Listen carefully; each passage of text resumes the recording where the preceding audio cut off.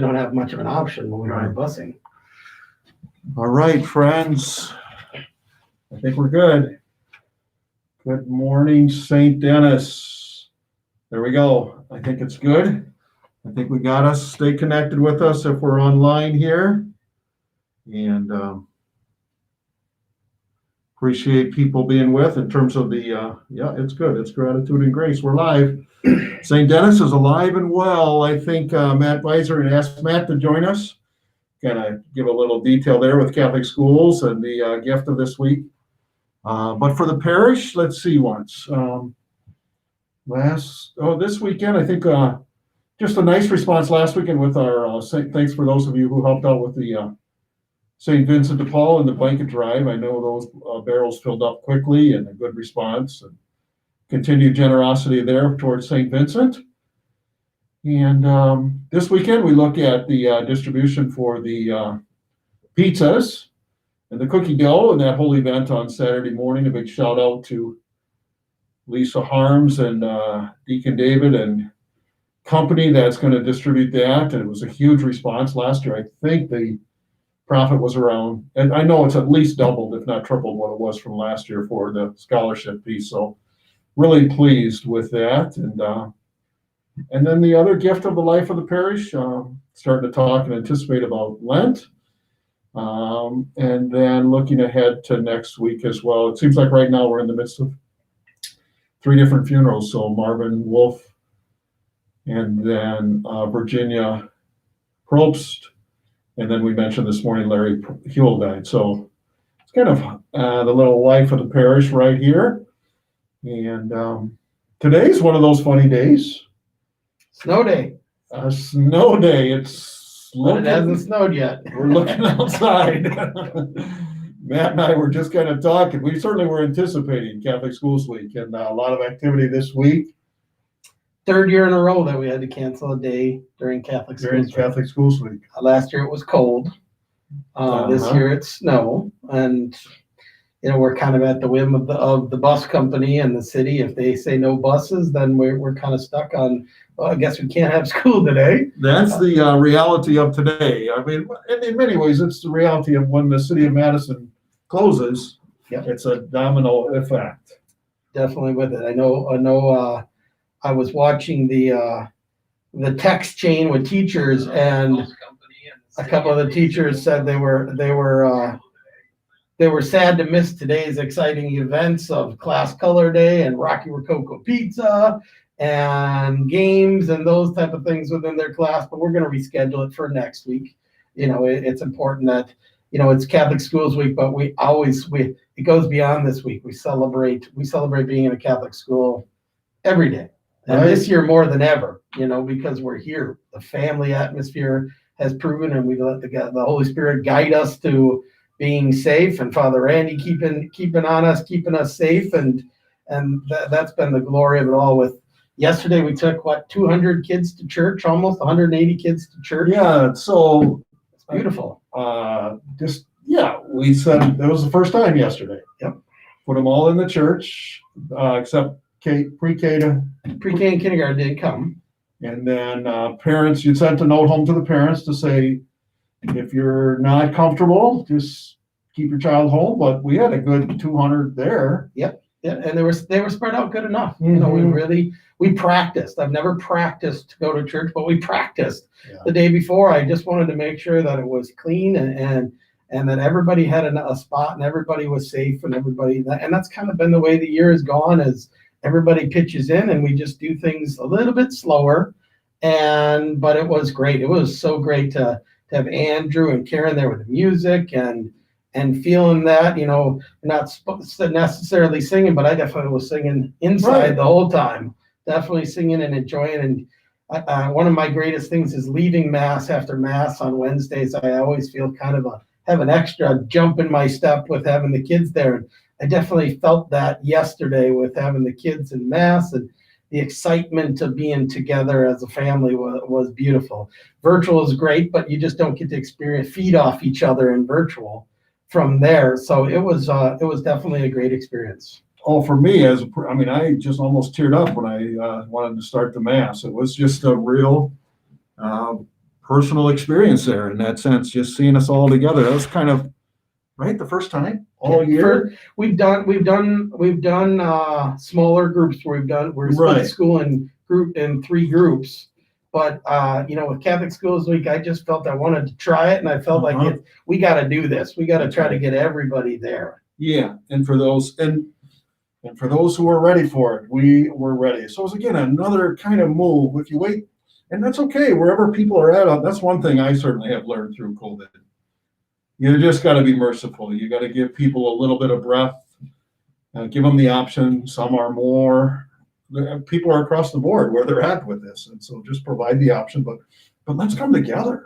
Yeah, I'd say we probably had about 12 to 15 that just stayed home until 9:45. So 5%. Yeah, and a couple of them, and most of them watched it virtually at home. Right. And that was, I was going to let them do it virtually from school, but then I'd have to mix kids, and we didn't want to mix kids from different cohorts, so I just had them stay home if they wanted to, and a couple parents took them up, and that's okay. Like you said, it's readiness. And a few of them that did that were ones that had just returned back to school, so they just weren't ready yet, but they're getting there, and everyone's getting there. Yeah, and bring us up to speed. I know 1st of February, so we got 270 kids in the school, and total, but yep. How's that shift been going in terms We've done it very different than most schools. Most schools, you kind of decided at the beginning of the year, and then you were going to decide at the semester what you were doing, virtual or not. But because we're streaming, we're basically teaching the same at home that we're teaching in school. We let them decide by the month, by how comfortable they are. And each month we've gotten a little bit more and a little bit more and a little bit more back. And as of Monday, February 1st, we have 240 back in school and 26, 27 that are at home. Yeah. So we are really headed towards almost getting everybody back. Yeah, so that's the 90% mark. And, just again, giving people the freedom and the space to what they're most comfortable with. And then you try to make the adjustments. Yeah, classroom. We're making some big adjustments. Now that more are coming back, we're thinking, okay, now we have so many kids in here. Even the cafeteria, we do the cafeteria where we have, I think, about 25 seats in the cafeteria, and then about 60 seats in the gym where we take down and put up every day.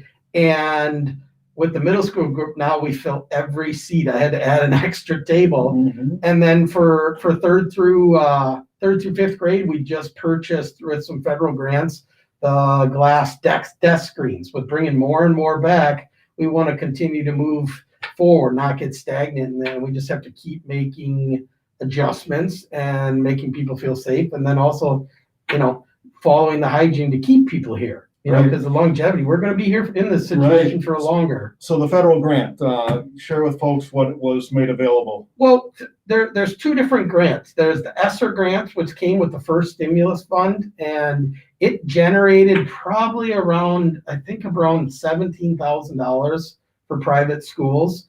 And we worked through Madison School District. They kind of control the grant money.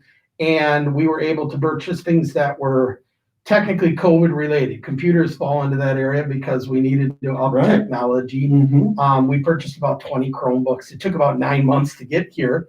But we purchased a lot of other computers for the building. We purchased a lot of cleaning supplies. We purchased everything you can imagine. And I just actually purchased 7 more computers because the teachers' computers are taking a major beating just going back and forth with them. And then we purchased some other things. And then there's the Gear Fund. And the Gear Fund is something that was a big surprise. I think you and I talked the other day. I was so surprised about it because the Gear Fund is the governor's fund. So it's a state fund. And I was under the impression that it was an application process that I really hadn't got into yet. And it was not an application process. But it was actually more of your funds were generated already. So they were sitting there and they mentioned they were available. And I got a great surprise the other day when I was asking for fund totals, and that was there. So that's where we went with those glass. We started purchasing some of those glass screens. Because like I said, our goal originally was so they're the clear. Yeah, they'll split. You can make a group of 4 desks and they'll split them across. Yeah. And then some individual ones for in the science lab, just to keep that extra level of comfort, keep that extra level, because our goal at the beginning of the year, it actually I don't want to say helped us out, but with having a few kids stay home, it allowed us to keep numbers in the rooms lower. But now that everyone's coming back, they're starting to raise up, and we have desks in every corner of every room, Nice. but it's a point of just another safety measure that we can follow.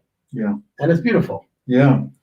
So, and then I know you're on, tell the folks a little bit about the whole process of the meetings, the weekly meetings with the health, Dane County. Yeah, that pretty much is most of my week. Every Tuesday, every Thursday, they're bringing help us out. Mondays, there's emergency management, and that contains the vaccine, that contains even weather. This past Monday was all about today. And so we have about an hour meeting on Mondays. And then on Thursdays, we have about an hour meeting with just schools and the health department talking about things that they can do to help us, situations that we guys. And then this last week, they added a third meeting, and that one was related to vaccine rollout for schools. What's the update on the vaccine rollout? Well, they're just trying to figure out how it's going to work best. The larger school districts like Madison School District, they have health professionals that work for them, so they're going to be very similar to like the nursing homes, where they get an allotment of vaccines and they vaccine. But the private schools don't really have a health professional or a group organization unless the diocese brings us all together. So we're more or less getting appointments hopefully starting March 1st to go to Alliant or your healthcare provider to get their vaccine and go ahead. Word is out. I know the vaccines people are getting excited about it. And yeah, it's just going to take some time and patience. Yeah. They still have, the health department kind of mentioned that Dane County gets about 1,000 vaccines a week. And that's not that much. Right. But I know yesterday they announced that in the Madison area is at least 250. Yeah. So, and they announced yesterday that they're getting an extra 140,000 vaccines. So hopefully that will speed things up and get our 65 and older their vaccines, because that's kind of what we're waiting on. March 1st is March 1st is the tentative date. Once they vaccinate all the 65 and older, then they'll move to teachers. And it's a frustration for a lot of people, and it's unknown because there's a lot of other counties that have already vaccinated their teachers and those things. And it just comes about availability. They get extra, and if they don't use them, they go to waste. So they got to get them out to other people. And that's kind of the best way to do it, is find people. It's just, we're such a big county that they're not getting extras. Yeah. Mm-hmm. Yeah. So the vaccines and busing and those Catholic Schools Week, fun activities. There was a ski trip planned. Did that get canceled, or what was the? Well, we have our yearly ski trip, and I think anyone who's alumni can remember that. Kim Maxon started planning that, 20-some years ago. Kim teaches 7th grade. And it's basically, it was a Thursday in February or January, February, where all the middle school goes skiing together. And it's not really about the skiing, it's the camaraderie. It's even the kids that aren't big on skiing just sit there and they have a great time. And the ski resort is not doing group skiing this year. Okay. They just said, we're not doing the group. Plus, they are minimizing their amount of people there. Right, you have to sign up for a spot. Well, season passes can go anytime, but they don't sell purchasing passes only certain times of the weekend. So what we did was we just decided that it's just not going to work. Plus, then the other fact would be busing. We'd have to figure out how to bus them, and we can only put 20 kids on a bus, so we'd have 10 buses, and imagine the cost. So what we simply did, and that's next Thursday, we simply did is tell people, I called the resort, I called Cascade, and they said they have about 70 tickets available for purchase for the day. And I simply said, it's not a school event, but if you want to go 5 to 9 o'clock, they have 70 tickets available. First come, first serve, whoever wants to go. I'm not chaperoning, but I have a daughter, so I'll be taking her. And it sounds like, I think they probably bought now all 70 tickets. So it's just going to take a different, and then parents are on to get the kids there. Yep, they're on to get the kids there. Yeah. They're on to watch their own kids, and it's an outside event, so they're skiing, and it's just something different than sitting in the house. Gotta love it. Well, we got some people with us here. I give a big shout out to Jim and Joanne, and down in Texas, and I think Rosemary's in California, and then I see my sister Tina and my Aunt Joyce. Good morning there at Gift of Family, and Jeannie Dye and Carol Napton as well, and Meg Steele. So, and I'm sure many others, but we just wanted to take some time this morning to talk about the strength of our parish, but most of all, the strength of the school, and appreciate Matt Beiser, our school principal, coming on in. Matt, you've been here, what, 10? 12 years. So you got. I remember the first year already, and it's 12 years, and it's Mary Lou, as most of you know, has been here all 44 years now. She's the anchor. She's the anchor, and she mentioned 7 years. Every principal that she's worked with has been here 7 years, and she told me I was the last, so she said, you got to stay much longer than 7 years. And I said, well, when she retires, I'm retiring. So she's got about 15, 20 more to go here. So we're good to go. Yeah. It's that consistency and that tradition and just her heart. You know, nobody has a heart like Mary Lou, and that's what keeps our school going. Yeah. And the amazing staff and the amazing Father Eddie. I look every day and I thank God for just being in a beautiful place, that I have an amazing staff to work for, and then someone to work with, that we work hand in hand, and the school is not just a building, but a family. Yeah, you just got to keep working at it. One of the things we all learned through COVID, right? A great report on the endowment fund. Oh yeah, the past Sunday here, Jim Genoviak, give a big shout out there to our school endowment. We'll come back. I mean, let's come back to the endowment, but I want to come back to that sense of family and leadership and anchor and communication and school. And so much of this pandemic, just like for everybody else, it's day to day. It is. Every day is a new day. Every day is. And you have to adjust. And I think that's probably why I think Father and I talked maybe about a month ago about that you met with pastors. Right. And pastors, and it just like, I think your comment was, I don't know how much longer they can handle, or schools can handle. And we talked and we said, yeah, but I think we're okay, just because we've been right from the beginning. We take one day at a time. And, you know, I think one day I called you at 5 a.m. and said, we got a positive case. And by 6:30, we had quarantined the whole room of 30 families, and we just moved forward like it was a new day. Yeah. And that's kind of how every day goes. Right. I'm sure for many, they were looking forward to coming to school today, and yet Mother Nature comes in and says, here's a snowstorm. I don't know if it's snowing down there in Grand County, Tina, or down in Dubuque, but right now it seems to be pretty quiet here. I didn't even plan for it. I had to commandeer my daughter's computer to send the email, because I left my own computer at school. Yeah. We'll see what it brings, but so much of life is just responding, and it's all a gift.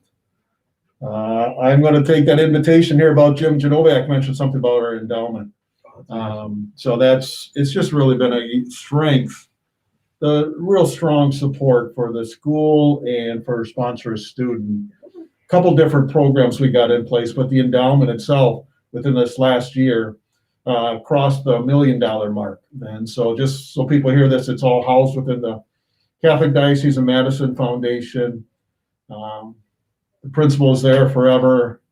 We get a 4 or 5% interest return each year. So I think this year was about 40,000, and just really grateful how people continue to support the endowment, which helps further Catholic education at the parish for school, faith formation, families, that sort of sense. And then that's beautiful. Yeah, and then the sponsor a student and tuition assistance. Why don't you give us that was kind of my baby. When I got here, it was just something, you know, I'm a strong believer that the Catholic dream of education is for everybody, no matter if you can afford it or not. And simply, I went to the parishioners my first year and said, okay, we got to create a fund that can help families that are struggling come to school. And the requisite for getting the money from there is that one day when you're in better shape, you're going to help me build that to help somebody else. And this year it's really strived. We've really worked, and we've had our best support this year, and I think we've had the most people giving this year too. It's been it gains amazing momentum. So the sponsor a student initiative, it was over, I think, 50,000 this year that came in, and it just really goes to subsidize the students, particularly families in need that need that tuition boost. Yeah, and there's a certification process, or there's a each process of individual. applying and. Yeah, so that's in place too, that it's not just granted, they're No. all upon their application and just looking at need and assessment, and certainly the circumstances of COVID and how all of that changes for so many of our families. Yeah, it was ironic. Someone called the other day and said the parish website to give to the account doesn't work.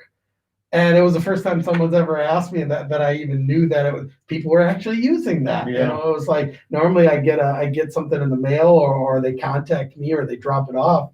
So it was great that and I think it was someone down in Florida or something, a grandparent that wanted to give. And that's been the advance of technology, is that people can give from all over and help our school, help our kids. And that's just such a beautiful thing for me, is to have our families and our parishioners and it's all one family helping each other continue to be here. Right, right. Yeah.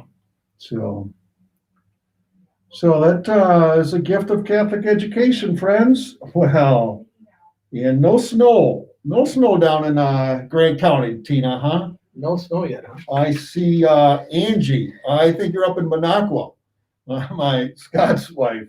Any snow up there? So we got a good base. How about Texas or California? Anyways, it's just good to stay connected, friends. We appreciate people taking with us and watching this, or however we can keep the good word and momentum of St. Denis moving. So, I always say it's not a place you go, but it's a place you are. And Yeah. that's what St. Denis is a lot of times in schools and in meetings, principals will even ask me, how is our school thriving so much when other schools are struggling? And I keep telling them it's just because it's not a place you attend, but a place you are. And that goes for our parish and our school. Yeah, loving that. Hey, I want to give a little shout out. As you know, friends, I'm a big Bishop Barron and the Word on Fire ministry, but he got a huge multi-million-dollar grant through the Lilly Endowment. And one of his great, he is convinced in terms of how do we draw people into the life of the church and not let them drift. And one of the great obstacles for many young people, not only young people, but I think for adults, is this whole sense of creation and science, faith and reason, evolution. How does the church enter into science? And so a culture that is very prone, if you can't prove it, it doesn't exist. So anyways, one of his big ministries is trying to get material into our schools, into our grade schools, into our high schools, producing material, particularly in response to science and religion. And one of their first books produced is 25 Catholic scientists, mathematicians, and super smart people. So we got that to a couple of our school teachers last week. There's a chat, there's many different stories in here of scientists, of priests, of mothers, of doctors, here's the story of Louis Braille and his own life of faith and his role. So giving a little shout out to trying to pass on that so that our young people are aware that it is very possible to be people of great faith, great intellect, and great exploration and further in the advance. I read the story this morning of the individual who discovered the gene for Down syndrome 60 years ago in his own testimony of faith. So those types of stories. So we just, it's a little book called Brilliant, and nice pictures and stories as well. So give a little shout out to that sense of trying to help form our faith. You see a sign? I see snow. All right, it's coming this way or wherever you're at, friends. Any other pieces for us? Let's see what's here. If I can get my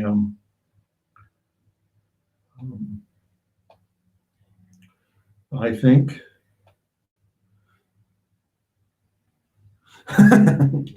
poor Carrie. Rosemary says in California they haven't had snow since 1989. So Rosemary was a school teacher. Yeah. and just has been generous and supporting as well for that whole sense of education. So, For sure. well, those are the gifts of today, friends. Kind of just grateful. Keep us connected with each other. Stay tuned. Kind of excited about the approaching Lent and some of the things we're rolling out in terms of video. You're doing some good stuff in school too. Yeah, we're going to take a good look at the covenants this year. So, trying to keep that gift of faith and alive in people's homes too, and the gift of family. So, I don't know, Matt, you get any closing word of goodness? Otherwise, we are going to look towards Psalm 40 today. Just thank you for everyone's support. It's our school and our parish go beyond the building and into the community, and Yeah. even down in Texas and California. That's what makes our St. Dennis what it is. Yeah, it's fun to see the people staying connected. That's what we appreciate. Everybody in the whole United States and beyond, actually. This COVID thing has It's brought us closer. changed us in different ways. Thanks for coming in on the snow day. Oh, anytime. Snow day, and be good to yourself yet today. Here we go, friends. Part of Psalm 40. It's just a beautiful piece. Blessed is the one who makes the Lord his trust, who turns not to the proud, to those who go astray after false God. I delight to do your will, O my God. Your law is within my heart. And that's the prayer of today. Here I am, Lord. I come to do your will. Somehow, Lord, give us your grace, your strength, and help us to grow in that deep sense of gratitude and accountability for what's entrusted to us. And may Almighty God bless the Father and the Son and the Holy Spirit. Amen. All right, friends.